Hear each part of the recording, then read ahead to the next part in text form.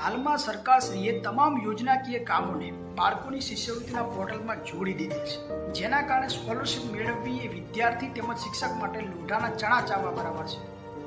DBT, bag આધાર linking, ration આધાર linking, Namo Lakshmi માટે પાછું માતાનું નામ સમાન હોવું જોઈએ, માતાનું આધાર કાર્ડ લિંકિંગ, PFMS વેરીફાઈ ન થવું, પોર્ટલ પર બેગ ન બતાવવી, જિલ્લામાં રજૂઆત કરતા બેંક બદલવાની સલાહ, વાલીને જાણ કરતા ઘર્ષણ થાય, વાલી દ્વારા ગત વર્ષની શિષ્યવૃત્તિ બાબતે પૂછા કરવી અને આ બધા પ્રશ્નોના જવાબ માટે શિક્ષક પાસે કોઈ સમાધાન નથી.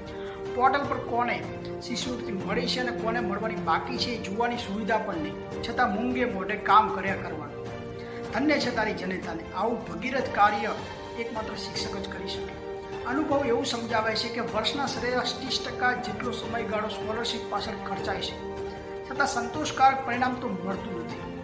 એક દિવસ પણ એવો નથી ઉગતો કે જે દિવસે સ્કોલરશિપનો પ્રશ્ન ન હોય.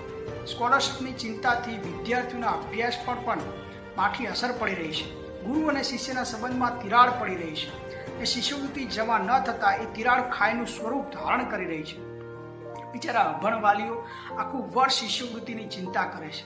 અવારનવાર શાળાઓમાં આવે ત્યારે શિક્ષકને પૂછે છે, પરંતુ શિક્ષક પાસે આ બાબતનો કોઈ સંતોષકારક જવાબ હોતો નથી.